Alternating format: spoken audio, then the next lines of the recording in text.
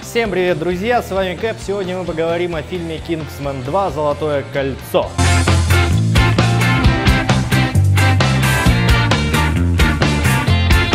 Говоря о серии фильмов «Кингсман», невозможно не остановиться в первую очередь на личности режиссера Мэтью Вона.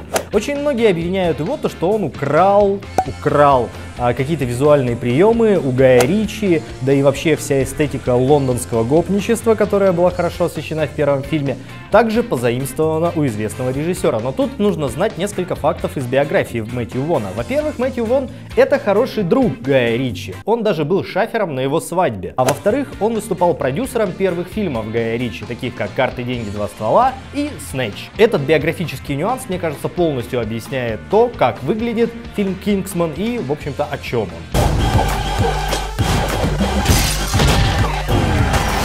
Поговорим о плюсах фильма «Кингсман 2». Ну, во-первых, это все так же очень прикольная, очень веселая, очень динамично снятая картина о шпионах, которая по факту не является шпионским фильмом. Вообще, в последнее время в кинематографе наблюдается такой дефицит шпионов. Конечно, у нас есть Джеймс Бонд, Итан Хант из «Миссии невыполнима» и есть Джейсон Борн. Как ни крути, после окончания Холодной войны тема шпионства стала несколько невостребованной. Ну, будем откровенны, у нас появились соцсети, и теперь, в общем-то, не нужно запариваться со шпионскими играми, когда все твои идиоты-сотрудники могут слить важные данные в сеть. Поэтому «Кингсман» — это фильм о шпионах, но о комиксных шпионах.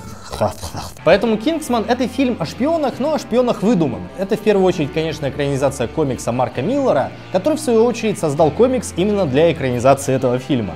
То есть получается примерно похожая ситуация, как опять-таки у Гая Ричи с фильмом «Шерлок Холмс». Только в этом случае комикса «Шерлок Холмс» мы так и не дождались. «Кингсман 2» — это такой же яркий видеокомикс, там огромное количество очень круто снятых перестрелок,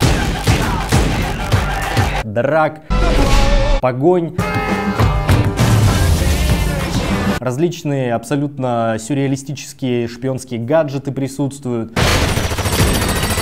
И вот в целом это ощущение веселого карнавала, связанного с какими-то тайными организациями типа «Кингсман», и в новом фильме появляется вторая организация «Стейтсман». Смотреть за этим довольно интересно, поэтому я бы сказал, что это главный плюс. Те, кто смотрел первую часть и другие фильмы Винса...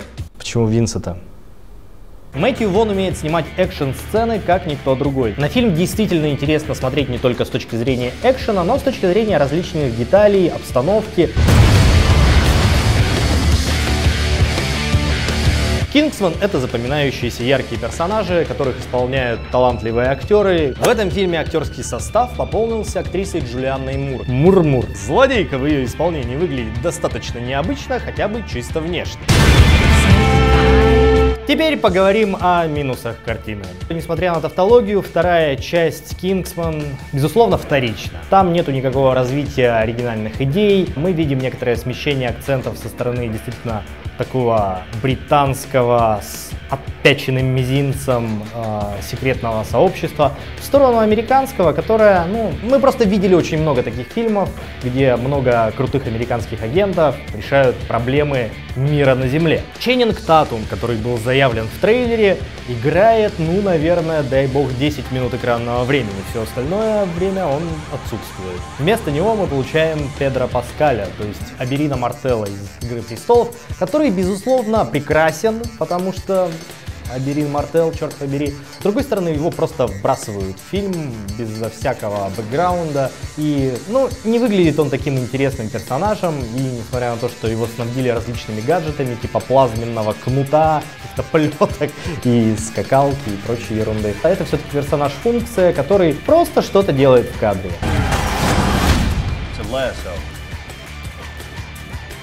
Я не буду спойлерить, но скажу просто, что персонажи появляются, исчезают, все это выглядит достаточно нелогично. Похоже было просто то, что сценаристы решили, пусть так будет. И так стало. Если первый фильм о секретной службе «Кингсман» прекрасно балансировал на грани полного абсурда и более или менее серьезной истории, то здесь все больше похоже на какую-то цепочку ярких сцен, которые, безусловно, прекрасно сняты, но У истории в целом явно недостает достоверности и, самое главное, возможности сопереживать героям и вообще возможности ассоциировать себя с этими событиями хоть каким-то образом. Подведем итоги. Как-то я слишком... Да, подведем итоги. Kingsman 2 — это прекрасный аттракцион, на протяжении 2 часов которого вам не придется скучать. Если вам хочется отдохнуть, просто развлечься, Kingsman 2 — это прекрасный фильм для этого. Из-за того, что в фильме сделана хорошая заявка на расширение внутренней вселенной Kingsman, то есть заявлена еще одна секретная служба, можно с легкостью говорить, что это хороший задел на следующие фильмы, где, может быть, появятся какие-то другие организации, будут представлены новые интересные персонажи. И мне кажется, что если этот фильм окупится в прокате, то в скором времени мы можем увидеть и следующие части серии Kingsman, на которые лично я пойду с удовольствием, потому что мне понравился первый фильм и мне понравился второй фильм. А как считаете вы? Оставляйте свои комментарии, а также подписывайтесь на наш канал, ставьте лайки и пишите, какие еще фильмы вы хотели бы увидеть, точнее обзоры на какие фильмы вы хотели бы увидеть. Ха-ха, не будем это перестевать.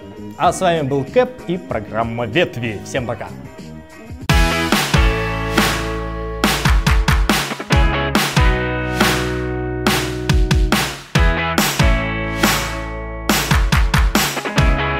Оценка отлично. Выбери свой путь. Поступай во ФСИЭН.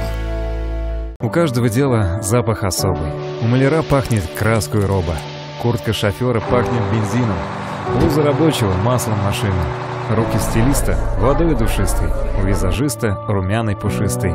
Пахнет электрик горелой проводкой. Сладким парфюмом с изысканной ноткой пахнет ведущий в день торжества. Ведь не секрет, пахнут все ремесла.